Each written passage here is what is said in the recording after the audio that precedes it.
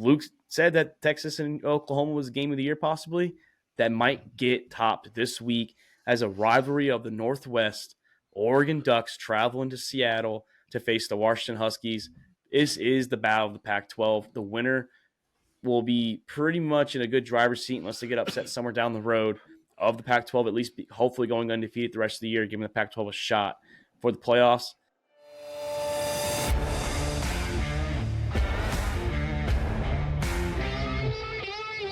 All About the Balls podcast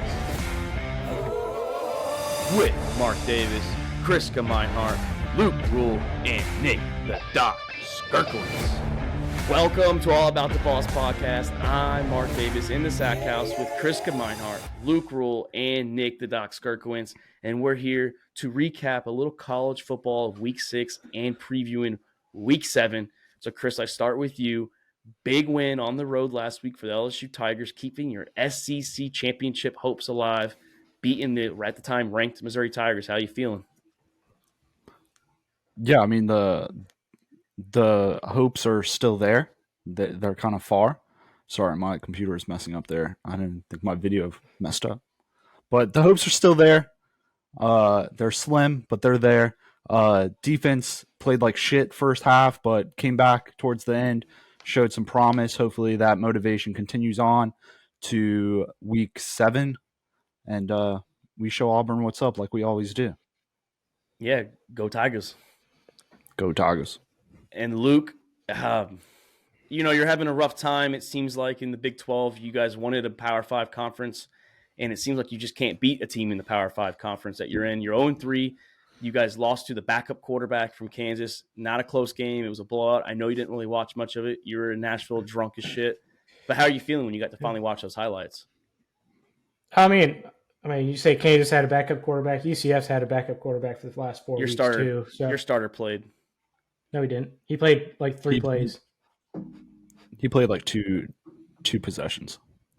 But that goes back to the argument where your backup has been playing for so long, he's gotten used to it now. The Kansas backups finally played a true game for the first time, too, without having preparation too. So still with our backup plan, we have one of the top offenses in the nation still. Yards overall and running yards. So it's our defense. We don't have depth on defense.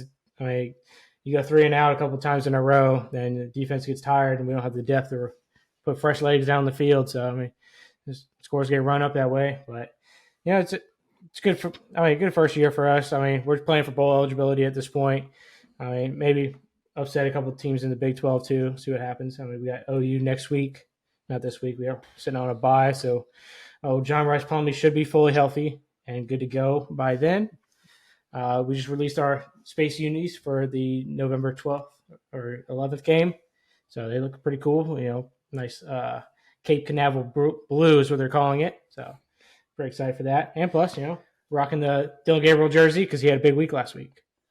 And I understand that your offense is stats-wise killing it, but when you're down 31-0, it's not just your defense. The 0 dictates your offense wasn't playing well in the beginning stages of the game. Still put up 22 points at the end of the game. Garbage points, but points are points. We said yesterday that Adam Thielen's not playing good because of garbage time. So I didn't say one thing about Adam Thielen. Doc, wrong person. Florida State. Yeah, Florida State, though, moving on. You guys got Syracuse this week. You're coming off a nice win against Virginia Tech.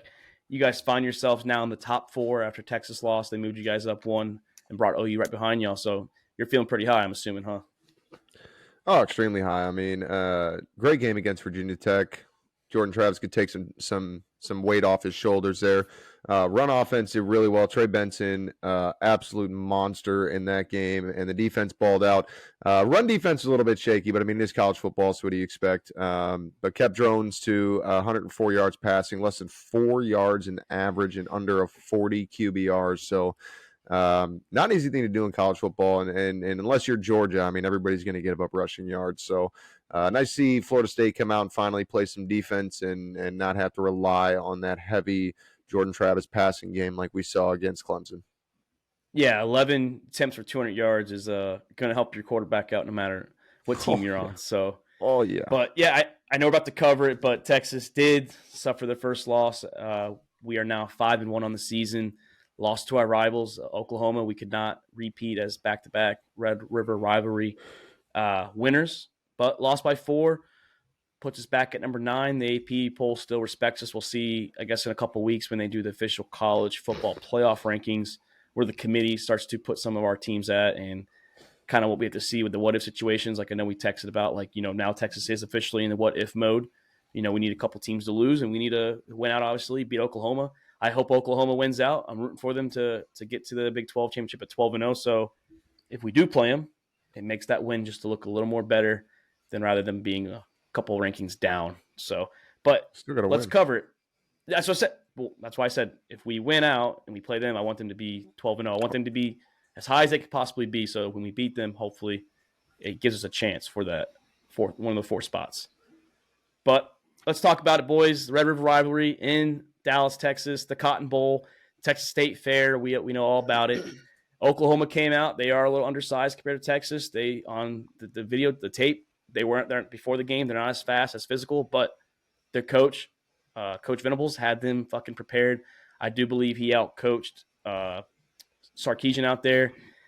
I think coming out there, the first drive, second play of the game, Quinn Ewers throwing interception doesn't help neither. It sets up a short field for Dylan Gabriel, and that's an electric offense. You can't give Oklahoma short field.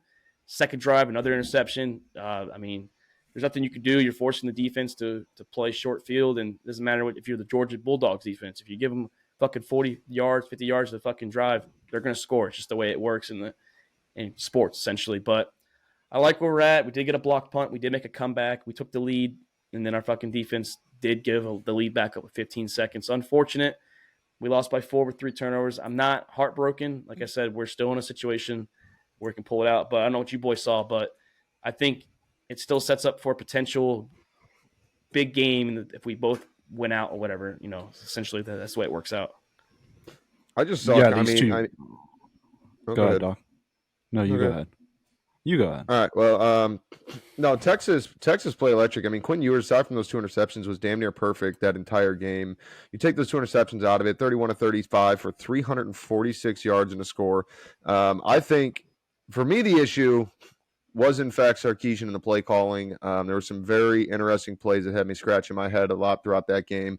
Honestly, one of the most entertaining starts to a football game I think I've ever seen. That first quarter was, so back and forth, and the announcer said it best. What else could we possibly see in this game, in this first quarter, that we haven't seen already? I mean, that was like a circus out there in a good way. The whole game, though, was like that, too, to be honest. Yeah, the whole game. But that first quarter especially, though, was unbelievable. But Quinn Ewers, I thought, played phenomenal. I mean, like I said, you take those 2 picks out of it early, 31-35, almost 350 yards. I mean, the guy was electric, hit the open man. It goes back to, wasn't that the first and goal from the 1 and couldn't convert? Yeah, we did 3 straight runs, and then we decided to do a pass. And the pass was a good pass. It was just a couple inches short. And I thought that you mix in maybe a pass on second down or third down, throw them off guard, don't be so predictable with fucking 2 defensive linemen in the backfield with Jonathan Brooks. Yeah, no, play action on second down would have definitely done it. You hate to see 350 yards and 1 touchdown thrown. I mean, and that goes back to where the lack in the play calling was at. I mean, Ewers was hitting the man that they just weren't giving him the opportunity in the red zone to make the touchdown pass. So tough to see that. I thought Texas outplayed them overall, even defensively. I mean, there were definitely some issues and some holes, but overall, I'd say Texas outplayed in every aspect of that game. So that's where it comes down to the coaching and the game management. I do think, though, it's not an excuse. Sanders, you could tell, wasn't healthy. He was still banged up. Maybe he shouldn't have suited up. He only had the 1 catch for 13 yards. But Worthy and Whittington, Whittington stepped up. He's still a pretty good receiver, but stepped up in the absence, literally, of JT Sanders. So, Luke, but your boy Dylan Gabriel, I understand he had a good drive to win the game. But his legs, I thought, was honestly the low-key reason why Oklahoma on offense was controlling some of that game. He was fucking moving out there. He's not known as a scrambler neither. No, that's part of the reason he moved on from UCF is because Gus Malzahn likes the mobile quarterbacks, and that's not something he really wanted to do. But I guess this game, if he needed to run, he ran, and he did 14 times for 113 yards and a touchdown. So, I mean, he was the leading rusher on his team by far. Plus, not a bad game passing. The offense. Yeah, now 285 for a touchdown. Not bad passing either. So, I mean, he ran the offense, and I guess the coaching a little bit better on OU for this game too. But outstanding game to watch. It was probably one of the better games this season overall. Big 12 likes high power offenses and not very much defense. So a lot of points They on got the it. board. Well, this was a mixture of both. It was a mixture. And I know it's 34-30, but Ewers having 2 turnovers, that's the defense. I mean, we played defense when I think we had to block punt at special teams, but we did have on one of the turnovers, our defense did stop them from scoring. So because we also had 2 fumbles too, so it wasn't just interceptions. So I think we had 3 or 4. Yeah, no, sorry, we had a fumble too. So the defense was playing good on both sides. It was just the score doesn't dictate that. Yeah, I don't think either one of these teams really dominated the other. They were pretty close matched up. I mean, third down efficiency, 5 for 14 for both teams. I mean, Texas did have 3 for 4 on fourth down. Oklahoma had a failed fourth down attempt. I mean, the rushing attempts, Oklahoma had 43. Texas had 40. I mean, the rushing yards were pretty much the same. 201 for Oklahoma, 156 for Texas. I mean, both of these teams were pretty much matched up evenly. The big thing that hurt Texas is penalties. Oklahoma had 4 penalties for 30 yards. Texas had 9 for 70. Penalties crucial. And then turnovers. I mean, when you win the turnover game, Oklahoma had 0, Texas had 3. I mean, when you have penalties stacked on top of turnovers, you're going to lose a game. And especially I think turnovers are getting you out of 3rd and long jams. Yeah. He was outcoached by I thought Sarkisian first time this year he was outcoached, and it showed. It really did. I mean, I honestly thought at the very end of the game, instead of kicking that field goal, you should have just fucking went for it. You should have put trust in your defense and try to go for it. Well, go for the win, run the clock out. But play calling screwed us too. That was like what Doc was saying. Play calling on that last drive, we were driving the ball well, and then I think we had a flag in there, and then play calling got soft, and then we played conservative. And when you play conservative, sometimes it bites. I feel like most of the time it bites you in the ass. You don't want to because you left Oklahoma with too much time. And it definitely bites you in the ass playing conservative because you spend so much time trying to take time off the clock, and then the defense comes out, and now they're playing flat-footed because they spent so much time just standing on the sideline trying to take 6, 7, 8 minutes off on the run game. Hockey is where you see it the most with defense or playing conservative, but yeah, it opens up holes. It gives the other team way more opportunities to find the open man and get the ball downfield. It's why those late drives are so effective in a lot of schemes. But I do like, boys, that the 2 teams, these guys or us in Oklahoma, we're going to the SEC. Like I said, I don't think we're going to go in there and just dominate the SEC. It's not what I'm saying. But I'm interested to see now how we compete with the big boys in the SEC. Like I said, we were talking about the NIL, the transfer portal. It's making things a lot more equal, a lot more even. So I like where these 2 teams are going. I don't like where Oklahoma's going. I wish for them to fail. But us going to the SEC does show that maybe the Big 12 powerhouses can't compete with the big dogs. So I like to see it. And I'm interested to see these 2 teams. They're set up for the playoffs still. Both of them still have a shot. Oklahoma, a better shot now. Both schedules, though, fairly easy for these 2 teams. The remainder of the season. Give us one for old time's sake, Luke. Yeah, throw horns down as well. Give us one for old time's sake. Come on. There it is. Can I turn my lights off like UCF's been doing the last 4 weeks, 3 weeks? Turn our lights off. Our stadium. They got good uniforms though. The uniforms do look. I will give them the uniforms. They do look nice. Probably wouldn't have picked Oklahoma State to wear them, but way to schedule lines up. Y'all should have an easier game for that one. Oklahoma State's not the best this year, but they compared might to win. UCF, I mean, pretty much everybody is. UCF's wishing they had USF back on their schedule, but hey, it is what it is. No, we're not. Hey, USF almost beat Bama. They almost beat Bama, so they're not a slouch either. Well, UCF is in last place though in the Big 12 through the first 6 weeks or 7 weeks, whatever. So, just hopefully you guys start winning some games. I like to see it. I like to see you guys compete. We'll see. We just also extended Gus Malzahn, so he is not on the hot seat. If you guys are wondering, that's fucking terrible. Wait, he's not on the hot seat. Why would he be in the hot seat? First year in the Big 12. Not gonna be in the hot seat because he's a fucking terrible coach.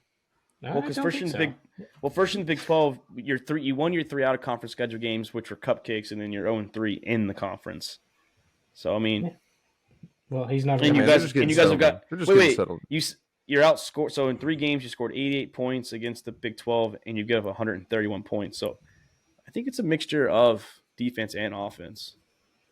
You're only scoring like 20-something points a game against the Big 12.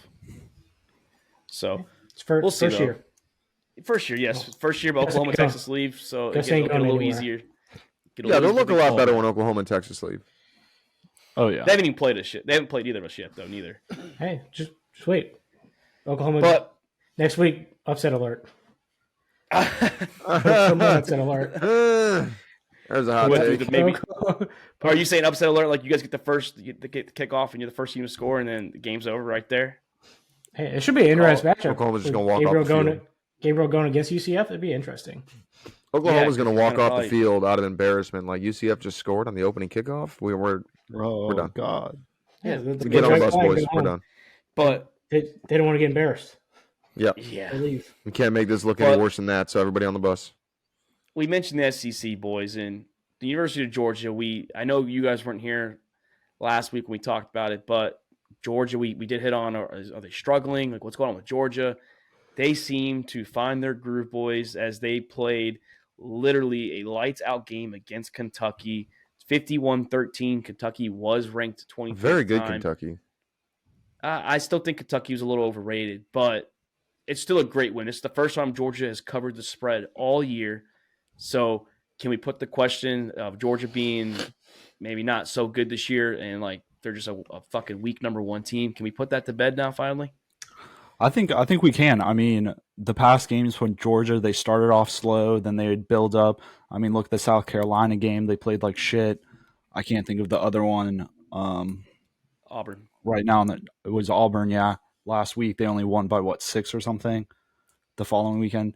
So, I mean, they started off slow. Beck didn't look phenomenal. But, I mean, right off the gate, Georgia scored and kept scoring and kept scoring. Like they weren't letting up like they usually did. I mean, they put some points up. Yeah, I mean their schedule is not that bad coming up too. So it's pretty easy for them just to fucking run the table. So I mean, I don't see Georgia going anywhere unless they lose something they're not supposed to. It's been easy. Anybody can win on any single day. Yeah, I mean, Ole Miss and Tennessee might have a chance at them, but they got a tough one next week in Nashville against Vandy. They got Mizzou coming up too. Mizzou played them hard last year when they were actually a true number 1 Georgia team. Or they got to go to Tennessee to play too. So Tennessee might show up for that game. Tennessee's losing this week at home against A&M. You heard it here first. I can see that happening. It's possible. I don't know. I think Georgia. I mean, there's been some question marks in the offense, but this defense has still been lights out. I mean, overrated Kentucky or not, they're ranked 20. Devin Leary, 10 of 26. They held him to 128 yards passing, 55 yards rushing. I mean, at the end of the day, if this defense can play like this against top-ranked teams, I mean, the offense doesn't need to be superior. The offense can be just as good as it needs to be to get wins. And I don't think that takes away from them being a number 1 team. Yeah, I mean, it's just going to be interesting to see in the next couple weeks. Is like we have these huge games, like the Big Ten's going to be playing each other, and the Pac-12's going to be playing each other. And when the playoff committee does start to fucking put the rankings in, where do they put Georgia? Because the AP rankings out the window. Like they don't care if Georgia's been 1 all year. That's not what they're looking at, honestly. So they might not have Georgia that high. They might not have Georgia as high as number 1. So if they start winning big, I know me and you Doc, we talked about that off air last night about. If you start winning big, it'll change the eyes of the committee. But in a couple weeks, let's see where Georgia's at, how big they're winning. Vanderbilt, they're favored by 31.5. So they should just kick the shit out of Vanderbilt. And then, like you said, they played Missouri. Missouri played them tough last year, so the Tigers will be coming in to hopefully upset them. Florida's still on the schedule. I know they're not good, but it's a rivalry game. You never know what's going to happen there. And then, like Luke's high on Tennessee a little bit, so maybe Tennessee and Ole Miss can sneak one in there. On Old Georgia. Not as high on Tennessee anymore. I was about to say. The season I saw old fucking what's his face Milton throwing those deep balls. That's all he has going for him. Yeah, got me a little excited, but no, we'll keep an eye on Georgia. We'll definitely keep an eye on Georgia. I mean, they're always a talk of of what's going to happen with the Georgia Bulldogs. But boys, two teams that struggled last week, USC and Louisville. I'm sorry, USC and the Irish. They've been struggling actually the last couple weeks. They play each other this week. How worried should the Irish, I think, are already eliminated, but how worried should USC be for the Fighting Irish this week? And then, because, they struggled against Arizona last week with the triple overtime and that stupid-ass two-point conversion rule. Caleb Williams did not look amazing that game. So USC struggling, Irish struggling, boys. I know that was your two Heisman darlings there, Chris, of Sam Hartman and Caleb Williams. Yeah, Sam Hartman came off right on track, looking good. But, I think after that Ohio game, I think something in him just, fumbled. Died? He had – yeah, I think so. He hasn't looked as confident as he was in the beginning of the season. I think that whole Notre Dame team just looked absolutely terrible. The game against Louisville last week, the coaches decided to shuffle up the whole offensive line mid-game. I don't know what that was really about, but I guess they were just trying to figure out something. But that team's a mess right now. 3 interceptions against Louisville too. They absolutely are just an absolute mess. Hartman came out, didn't play great, played bad. Didn't play great, didn't play terrible. 3 interceptions is rough, but still 22 of 38 isn't awful. 254 yards, over 6 average. My problem, and I know if they just didn't get him going, 10 rushes for 20 yards, but Estime didn't really have any opportunity in this game. Notre Dame, one of the reasons that Sam Hartman has been so effective is through the play action and being able to use Estime on the ground and opening up that secondary. But this is a Notre Dame team that lost a close one to Ohio State, and like Chris said, it just deflated them. And I don't know why, because even though you wanted to win that game, I'm not going to say it was expected that you won that game. It was a very close fought game. I think that it was just very defensive, right? I don't know if Hartman came out man, I suck. I'm never going to be able to complete a pass again, because that's kind of what it's looked like from him out there on the field last week, especially.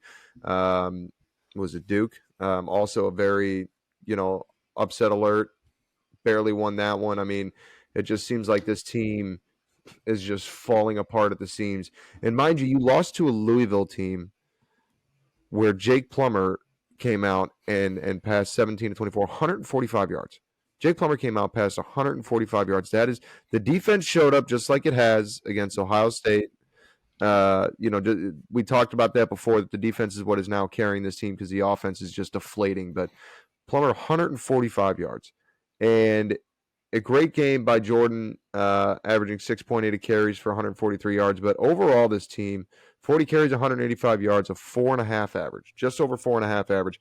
This team did not excel offensively to beat you by 13 points. Offense played. Defense, I'm still shocked how Louisville even found 33 points with the numbers that they had, but that's that turnover battle, right? That's forcing the turnovers and getting short field position to be able to put up points without having to work too hard for it. So good on Louisville to work smarter, not harder, but this Notre Dame offense has to figure it out. They've got to figure it out. You cannot have Estime coming out getting only 10 touches in the backfield. I know 20 yards is tough in those 10, but you abandon that run game so quickly. You can't. Now with a guy like that, Estime right now to me is the highlight of this offense as far as I'm concerned. And with those close games, like we said, the close game with Ohio State and the close game with Duke the following week. This was one of those that nobody truly envisioned Notre Dame dropping this game, but it's been so close and they've been playing so soft the last couple of weeks. It was man, it's bound to happen. It's bound to happen. It did today. It did this week. And Luke, another team, we're hammering on the Irish, but you stayed up with me, watching the USC game. They only had 28 points at the end of the regulation. I get it, 43 points. That's overtime points. They scored 15 points in overtime. Yeah, it counts based on the stats, but 28 at the end of regulation against Arizona. And they've been struggling putting teams away. They struggled against Arizona State a little bit. They kept them in the game. Colorado came back a little bit. And now Arizona is USC in trouble. Offensively, I think they're fine, but defense is just, it's not there for them, at all. They have zero defense. Any team's going to be able to score in UCLA. So, USC, they're going to have to go down the field, score almost every single possession if they want to keep winning games, especially once they start playing these Pac-12 teams like Oregon and Washington. So, they're going to score every single time they get the ball. So they can't do what they did against Arizona because Caleb was struggling that game. I mean, I get it, he had a decent little fourth quarter, but for 3 quarters struggling against Arizona, you do that against Oregon, you do that against Washington, even Utah, like you're going to be behind. And I don't know, man. I know Caleb is fucking looking phenomenal this year, but I think, I mean, just watching him last game, he looked burned out to me. I don't know what it is. They didn't even call plays offensively. He's carrying the teams the whole time. He's the only reason USC is winning at all. It was like a 20 plus difference on the play calls for offense for both teams. But both these teams play each other, boys, and I guess is it time that USC does finally lose their game? Is it time that they go into South Bend, and we know Sam Hartman can play offense? Maybe not the last few weeks, but this USC defense can wake anybody up. So it's just the game that Sam Hartman puts it together finally again, puts USC on upset alert, and knocks them down a little bit. I think they should definitely be on upset alert this week. This is the game for Hartman to get whatever happened in Ohio out of his head and get the offense rolling again. I mean, the USC defense is terrible. We saw it against Arizona. Like you said, I think, Luke, you said it, that Caleb Williams is going to have to score every drive. And when USC starts playing these tougher teams that actually have a defense and then can stop them that 1 or 2 times, they're going to start losing games.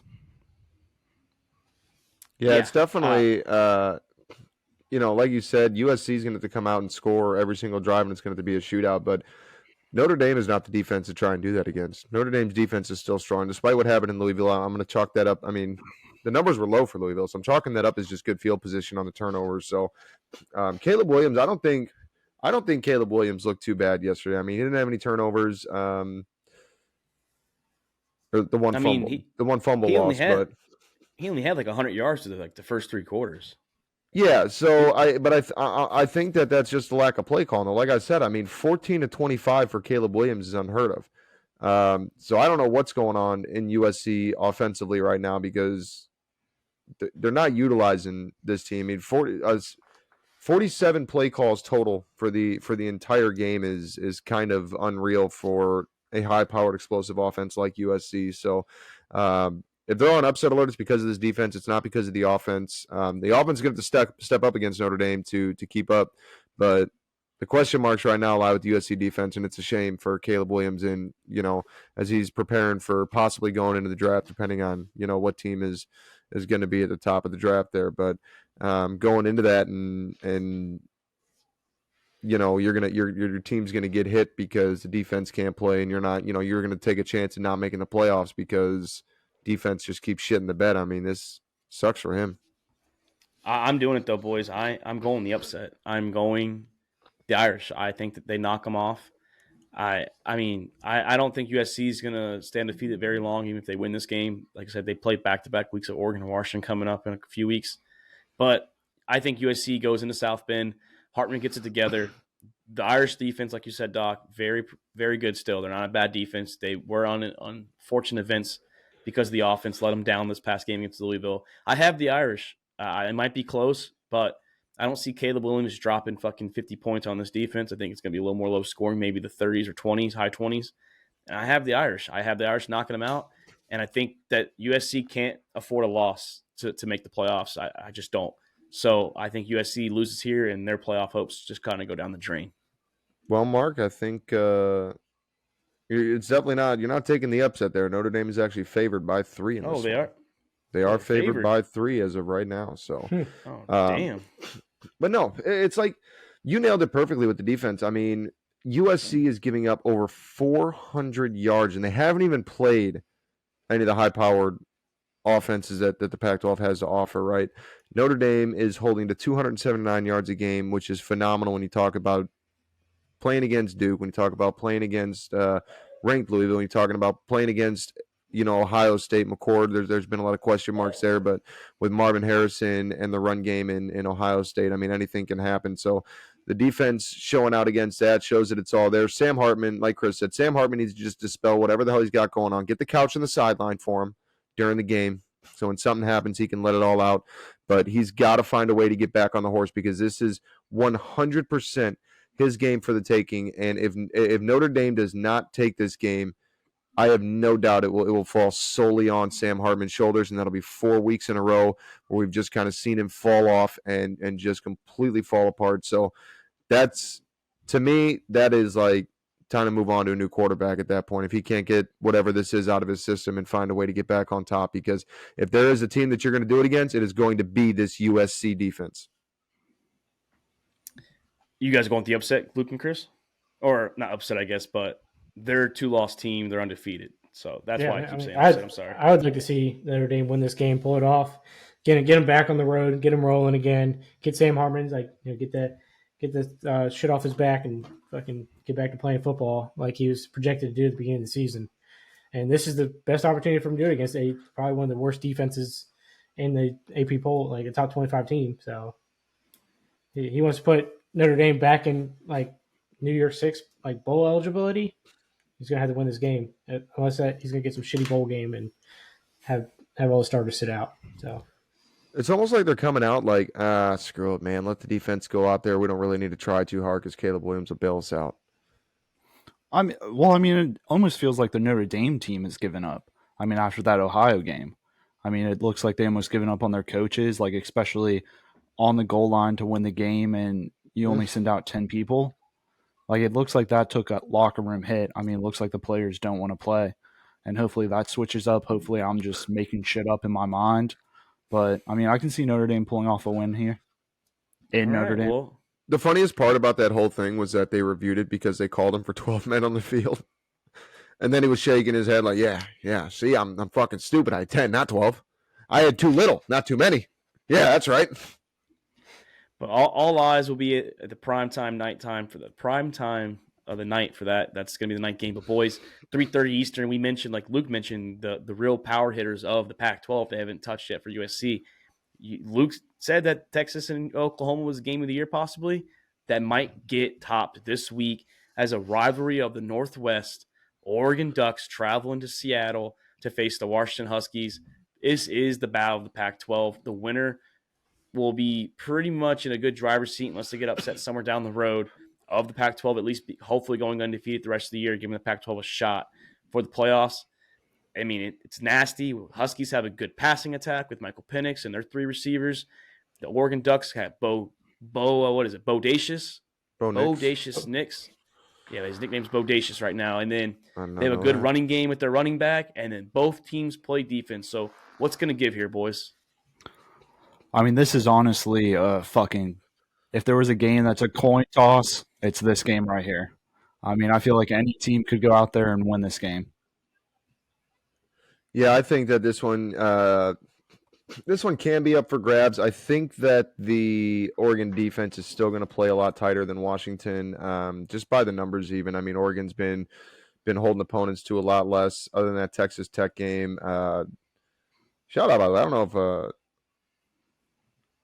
I do remember that game. They won 81-7 against Portland State earlier this year. I do remember that game. The yards are better. The yards are a little better, obviously, by 100, honestly. For the Portland State, by the way, came out 2 weeks after that game and beat North American 91-0. Talk about a morale booster. But, Doc, do you think Oregon's going to have one of those traditional Oregon choke jobs where they play a big school, they play a high-ranking team, and they find a way to fuck it up? That's just that's usually been the Oregon tradition. It has. I want to say it's not going to happen this week, just because all the hype was there, even in that Colorado game. Even though we've seen that Colorado is not that elite team that everybody seemed, wanted to think that they were. But even in that high pressure situation, hearing the head coach talk to the players before the game and getting them in the right mindset and getting them to understand what this game is really about, what it means, and what you're really fighting for. When he came out and said, "We're playing for wins, they're playing for clicks." So. Seeing them handle Colorado the way they did, that wasn't a close game. That wasn't, they came out 1-1 score and barely knocked off a probably one of the worst top 25 teams that we've seen in the top 25 this year. And seeing them handle business, it gives me hope that they're going to come out against Washington. Now, I'm not saying they're going to win, but at least, keep that game close. This has all of the potential to be one of the most entertaining games. Two of the best offenses in the country right now. again, the only question mark for me is Washington's defense. And Washington, I'm not going to say Washington has played anybody super good. I mean, Cal, Arizona, we saw what Arizona did to USC. They did pretty much the same thing against Washington. Michigan State, Tulsa, Boise State. I mean, not easy teams by any nature when you're talking about top Power 5 opponents. And Oregon, wiping out Stanford, Colorado, Hawaii. Well, Hawaii's Hawaii, and Texas Tech. And then we want to talk about the Portland State anymore. Well, they struggled against Texas Tech that game in Lovington, though. Yeah, that's what I'm saying. That was their only close game, was that Texas Tech game. But playing on the road, that's still a Big 12 team. I mean, still Power 5, so you still got to give respect there. They didn't struggle against a nobody. So it's going to be a good game. It's going to be. I'm torn on who I want to take. At this moment, Washington is the favorite by 3 points. I think solely because of Michael Penix Jr. in that receiving court they have. And he has just been way more electric this year. Not way more, actually. I'll take that back. He's got about 500 yards more passing. But Bo Nix has been incredible to watch this year. He's been a lot of fun. And it's funny, all of the people that, jumped on the Colorado bandwagon coming out like, man, Bo Nix, didn't expect that. Like, are you stupid?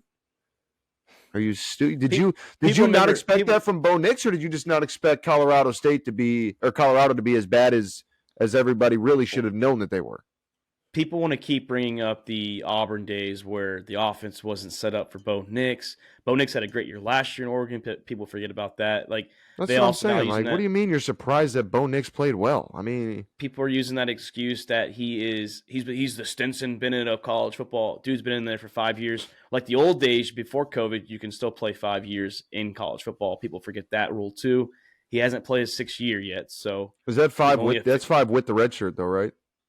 Yeah, so he's in his 5th year, and he'll have a coach. Yeah. If he wants to come back next year, he can come back as a 6-year player because of COVID. And the 6-year shit, that's going to end in a couple of years.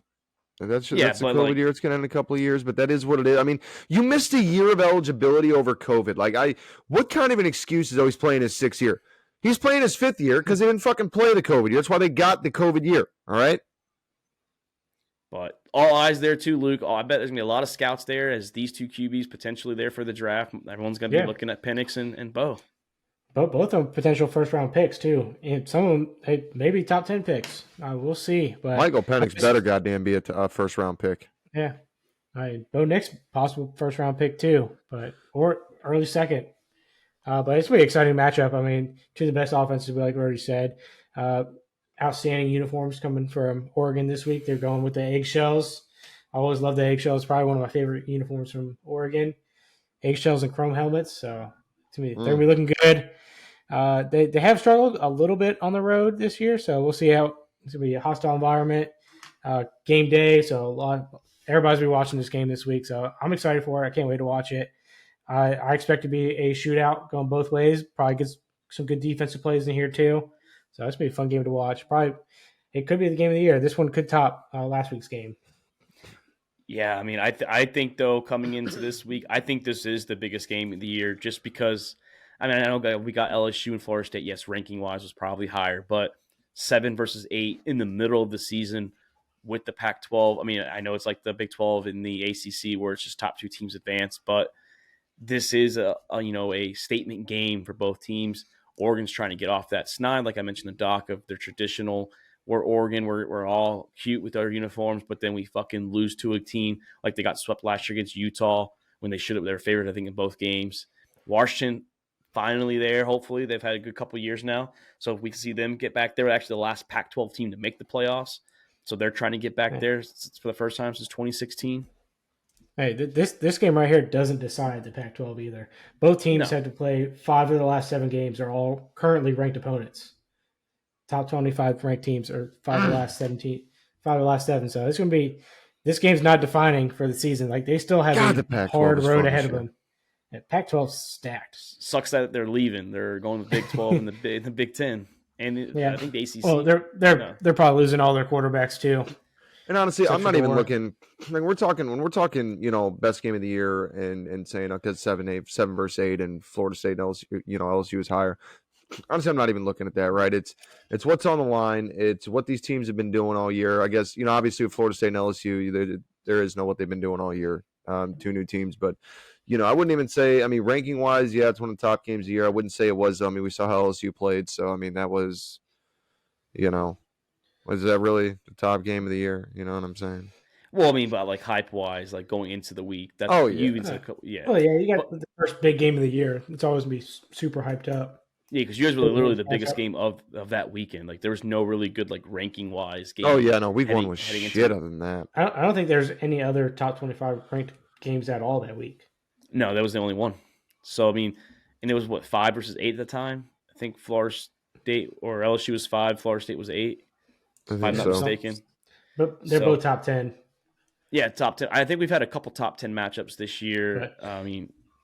Yeah, it's just a couple. I don't think we've had a couple borderline top 10s, like the Bama-Georgia game or the Bama-Texas game, and then the Texas-OU game was borderline for that. Yeah, but in even this the game, Ohio State and Notre Dame game, and that game was highly ranked. And honestly, defense has played well, but the offense. I'm not even going to say like the defense did play well, but I'm not going to say that was a like defensive game. The offense, regardless of the offense played like shit regardless. Yeah, but if these teams want to make it to the playoffs, like this is a key game to make it to the playoffs. There's going to be a lot of what ifs if they lose this game. Like they're going to need a lot of other games to go their way if they try to win. Well, it'll be nice. It'll be nice when we go to the 12-man format or 12-team format because then a game like this that you expect, it's coming because it's on the schedule and it's conference play. This doesn't ruin playoff chance. And Chris too, I want to get your opinion on this one too. They kept saying statement game too. If the winner of this game wins it, by the time because it's going to be important to see where you're at. You want to be the one and play the weaker team. This game could put you at the 1 spot or 2 spot because straight the schedule, no one's going to top that. And this is literally, unless I guess you go OU to Texas as they beat the 3 team, but straight the schedule, like this is going to be good for the either or, essentially for the winner. Yeah, this is going to be a good win for whatever team ends up winning, especially if it's like a dominant win, not just like a last-second field goal. Like if one of these teams comes out and dominates the other, this is going to be a great W on one of their resumes for when college playoff rankings come out. Top 4. I don't know how much they're moving up, though. Top 4 is looking at a tough fucking week. Well, Georgia and Vandy, Michigan and Indiana. Maybe not in the AP, but when the playoff committee comes around, it's going to be different. If they win out, they'll have more top 25 ranked wins than any other conference, too. So they'll have to put them at number 1. It's going to be hard not to. And that's why TCU last year got the fortunate events because the last year the Big 12 had some ranked teams in there. Like we were like the Pac-12 this year. We had like 5 or 6 ranked teams throughout most of the year, so it favored TCU even though they lost the Big 12 championship to Kansas State. It kind of gave them that boost that they needed to get the third spot. And a couple things else happened too. But before we move on, boys, the Washington Huskies athletic director's got one more fucking smart thing to say before I hop off this Michael Penix bandwagon because I get it. You guys are riding high right now the last 2 years, but why the fuck are you talking about Ohio State and Texas?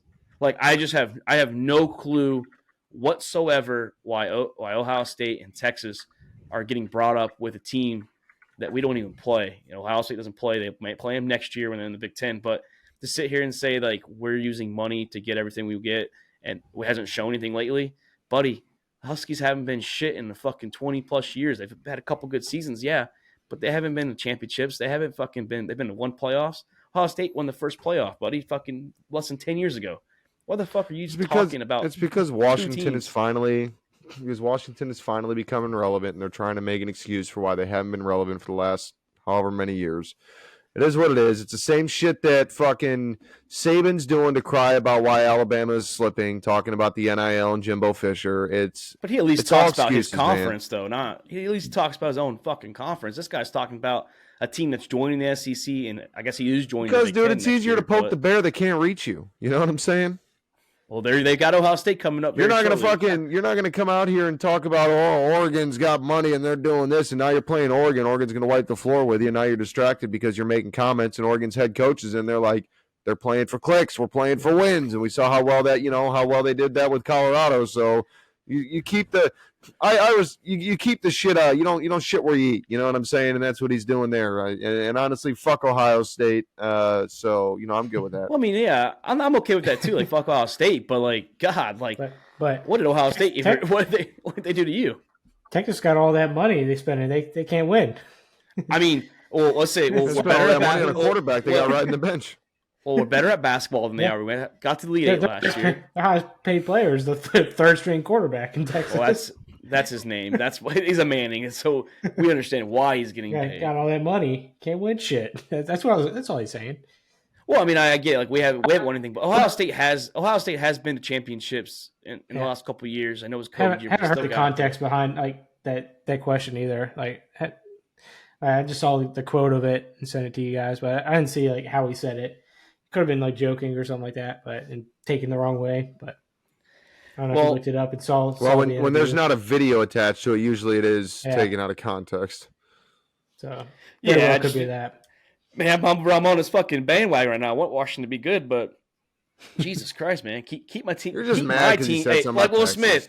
Like Will Smith said, keep my team's name out your fucking mouth. Just fucking keep it out, dude. Dude, go up there and slap the shit out of him and put him in his place, dude. Let him know what's up, and he will fucking make a joke before cutting to a commercial break, and you'll never hear him talk about Texas again. So, speaking of Will Smith, I think he just found out today he was not in a relationship for the last 7 years. Can we? Yeah, I didn't bring this up talking about Will Smith. I said that to I sent that to another chat. I was like, is she still talking about this? And we're like, I just don't get it.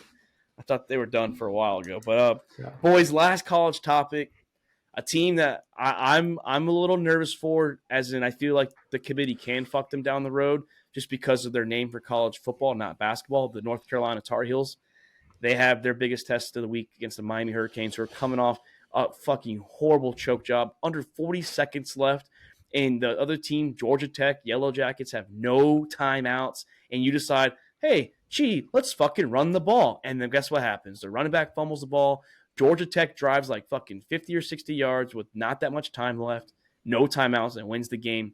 But this is North Carolina's big game against Miami, who's still ranked. Can North Carolina avoid what North Carolina normally does and choke, not pull a Miami, hopefully win a game they should win? I hope Miami chokes. Honestly, Miami hasn't played shit this year other than Texas A&M, and they did win that game, so props to them. Defense has been solid for Miami. Offense has looked good on the ground. Pass offense looked pretty good too, but a lot of that coming from the ground. UNC, honestly, Drake May, I mean, he's got the yards, but he's looked a little underwhelming compared to last season. It seems like there's been kind of a step off from his performance.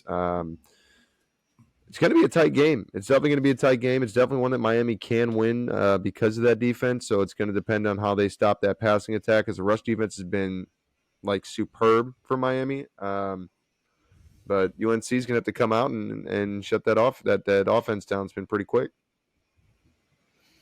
Yeah, it's a night game in North Carolina too. So Miami, you know, they got that bitter taste in their mouth. They're coming out for fucking vengeance, essentially. I said the offensive coordinator should be fired for Miami. Going after the coach, not their next opponent. I'd be fucking tying up the coach to the field goal post for the next game. Chris Ball and the OC. I don't know who the OC actually is, but they should both be fucking fired or suspended without pay for a little bit, because like there's just no way. Like that's Chris high Ball school was hyped up on knowledge. fucking espresso. Dude was hyped up on espresso and just fucking sweating on the sidelines and like, we're going for it. But Chris, is this the nuts. Drake May game that keeps his name up there in the draft stock, and then also winning out here? They beat Miami. They have a fairly good schedule. They can potentially meet Florida State. Does North Carolina keep this run going? Yeah, I mean, this is the game to continue it for Drake May. I think he's clearly out of the Heisman running. I think that's out of hopes and dreams for him. Draft stock, I mean, still building. I mean, he looks like a phenomenal pocket passer. He can run the ball, throw the ball. So it'll be there's going to be some scouts there for sure watching him. But, I mean, this is a team that we could potentially see FSU playing in the ACC. Oh, 100%. 100%. Like I said, Miami's coming out with a very well equipped defense this year. So I think for the draft stock, like you were saying, Chris, I think Drake May is going to need a very strong showing against this good defense in Miami to get that draft stock up. Because I'm not saying that Drake May. Let me walk it back a little bit. I'm not saying Drake May's looked like shit this year, right? I'm not saying he's looked bad, but he has not looked like the Drake May, the electric Drake May that we saw last year. So I think he's going to need to come out and put up a showing against one of the better defenses numbers wise. I mean, for what it's worth and who they've played this year in the country in Miami, but he's going to need to put up some numbers. Yeah, 8 touchdowns, 4 interceptions passing for Drake May. So it's a little rough. Little rough for that's him, what I'm saying. It's not. I mean, 1,400 yards is good, but the completion percentage is not what we've seen with other schools.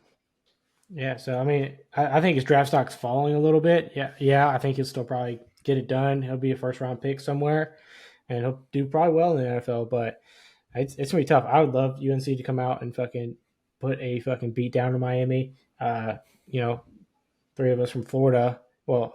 And Florida State fan, Miami fans are just terrible. Fuck Miami, dude. Yeah, see, I have 2 buddies that listen to the show. They say we're all against Florida State, though. They hate Florida State. Miami fans are just terrible. First off, the majority of Miami fans didn't even go to school, so I don't understand why your fans of schools you didn't even go to. So that's tough. Like they can't afford to go to school. They're not smart enough to go to school. Why Doc, you got to take a personal shot like that, dude? Yeah, Doc, we can't be fans of our school anymore. Yeah, what the fuck? Yeah, I'm gonna take one class at Florida State just to fucking spite you on that. There's the list of rules that there's a list of rules. By. There's a list of rules, and most Miami fans don't follow those list of rules. So, question is, why were you when you moved to Florida? Then why were you a Maryland fan? You weren't living in the state. That was in the rules. That was in the rules. So is from where you're living or where you're born and you spent most of your life? So what are the? Let's clear this up. What are the rules? Parents went to Maryland too. So I honestly can't remember. This was like it came out. This was during the summer before we got you in one of the chats. So this was one of the first couple episodes. Yeah, you have to have parents. I'm from Maryland, so I think that falls in the rules. Yeah, so like your parents have to go for like have to be alum mater. Yeah, they have to have gone to the school, or like you have to be from the state, or you have to go to the school. Essentially, you can't just pick a school. I feel like that should be like the NFL then too. Like you can't fucking root for a team that's not in your state. Then I guess too, if you want to go. Well, I mean, to be fair, then I mean, my mom lived in Florida for years, and I spent many summers in Florida. I mean, not lived there, but I spent many summers down there. But you spent summers, but you're not from there though. No. For me, it was the first college football game that I ever watched on TV, and I just kept watching them ever since then. And we're talking this was like 9-10-year-old me. This was not fucking like 26-year-old me, just discovered with college football. This was like 9-10-year-old me. So I mean, I've been watching Florida State for fucking years. Luke didn't write the rule book. He's just enforcing it. Okay? I get it.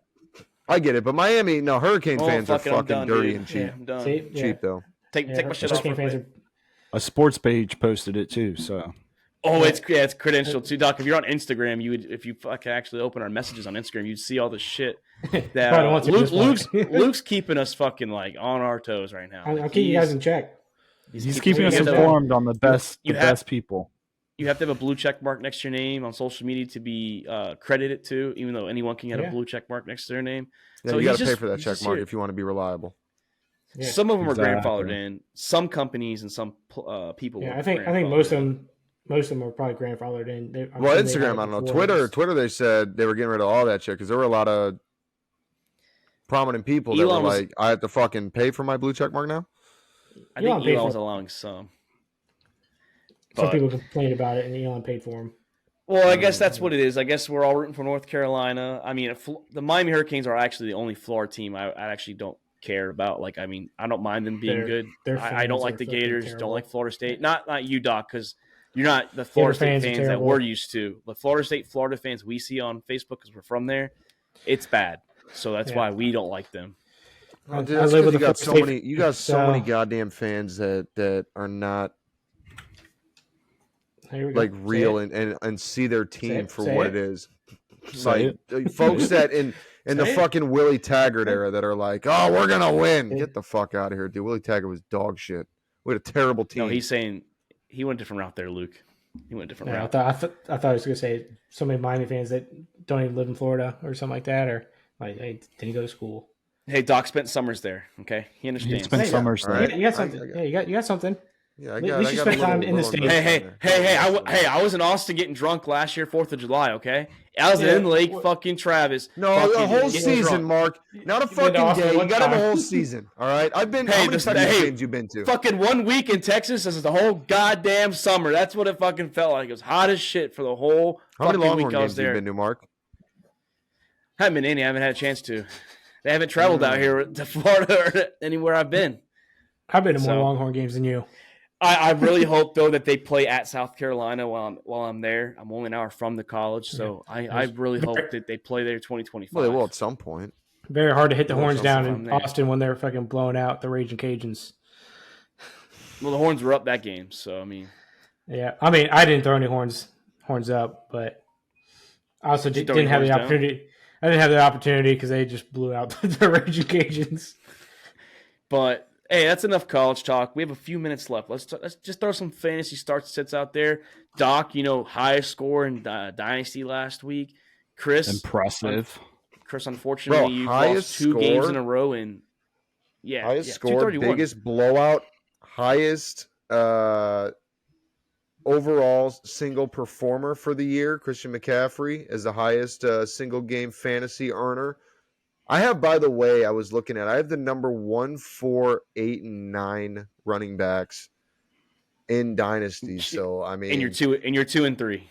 And 2 and 3. dude, it was a rough start. We're bouncing back. We're gonna. He had Montgomery shit on the bench.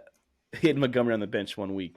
The week he Yeah, fucking that one broke hurt. out. We're gonna shit on Turkey this week. You I gotta make a cut. I'm having a hard time on who I want to cut less because You lost to they won't Chris, let me too? make adjustments to my lineups until I fucking cut somebody. You lost to Chris with a goose egg 0 and a guy that didn't play week 1, so that was a rough. Well, one. that just was- goes to show how that well was his a other tough fucking loss. players play, doesn't it?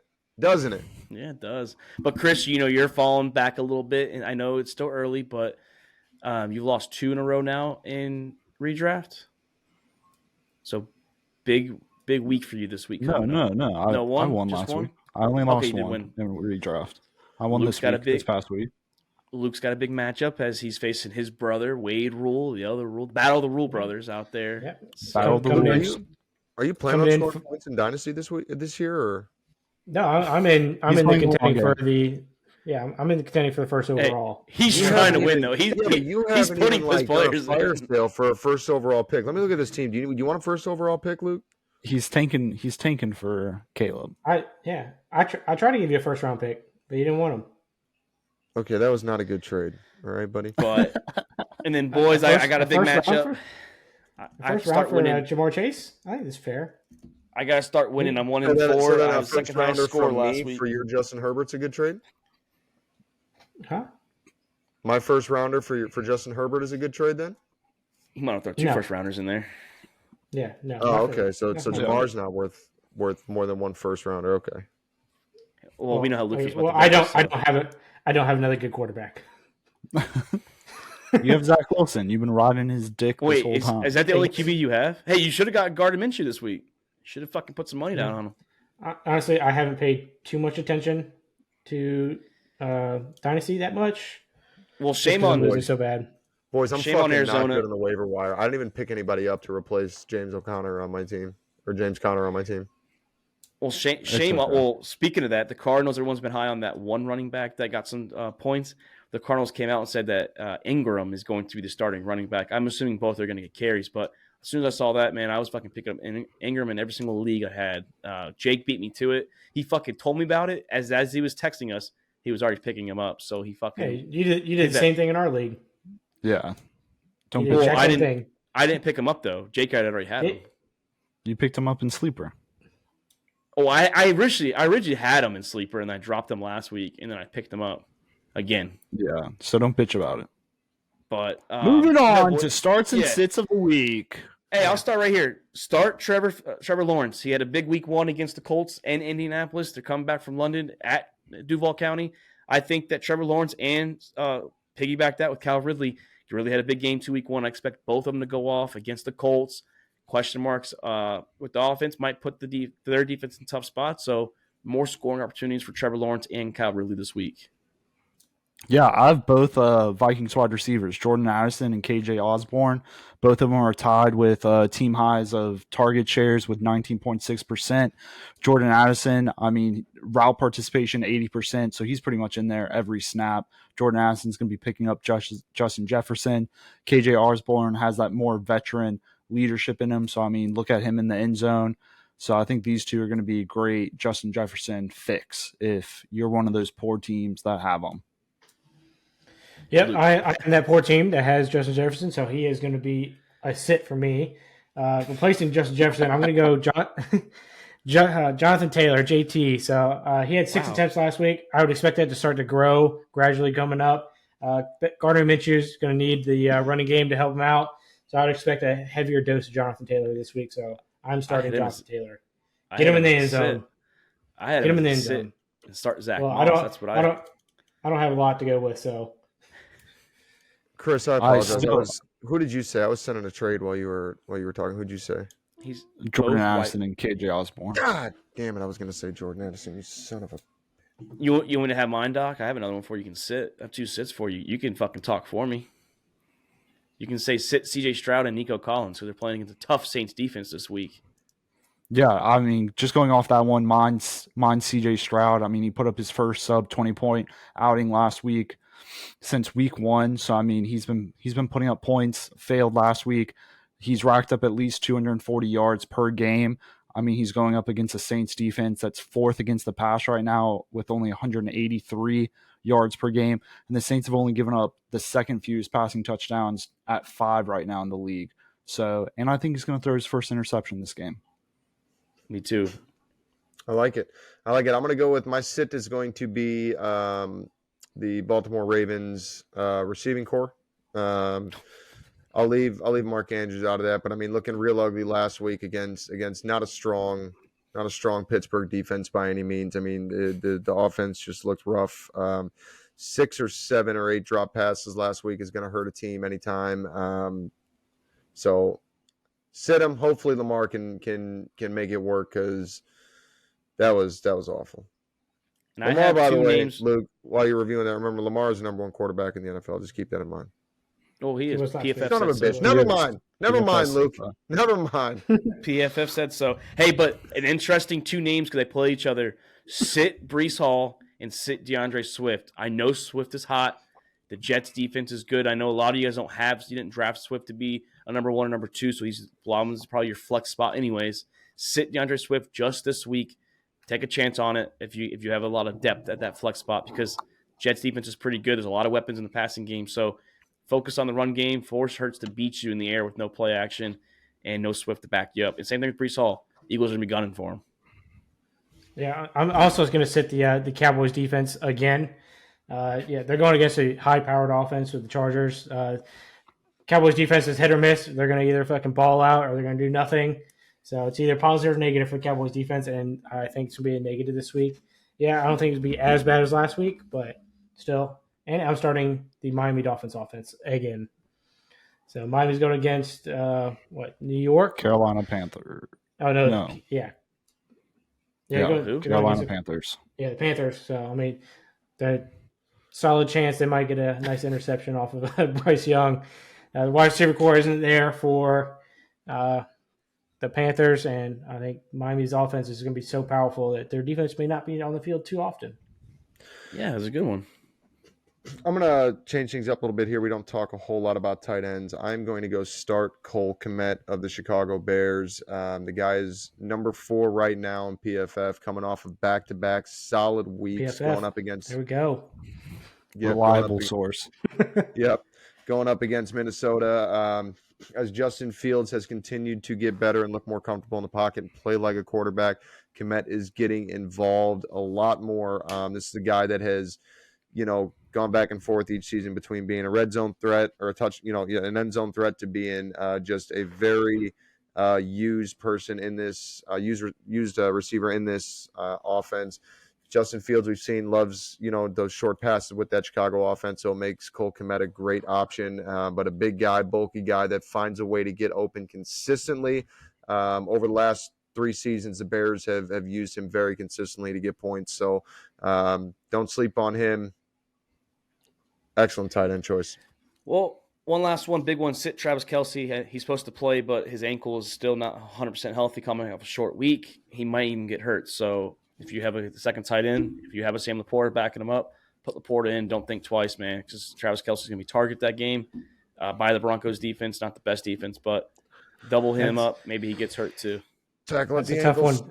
That was a tough one to sit, even though he hurt his ankle, came back, and he scored a touchdown last week. So, I mean, I think he still plays.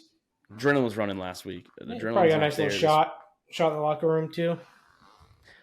But, hey, boys, I hope we have a good weekend here. We have some fantasy football to worry about starting tomorrow. I don't know if everyone's playing any Broncos or Chiefs players, but you have our teams, LSU playing Auburn, UCF on bye week, same thing with Texas, Florida State, Syracuse, and then, some NFL games to look forward to. So good luck, boys, with all things balls related.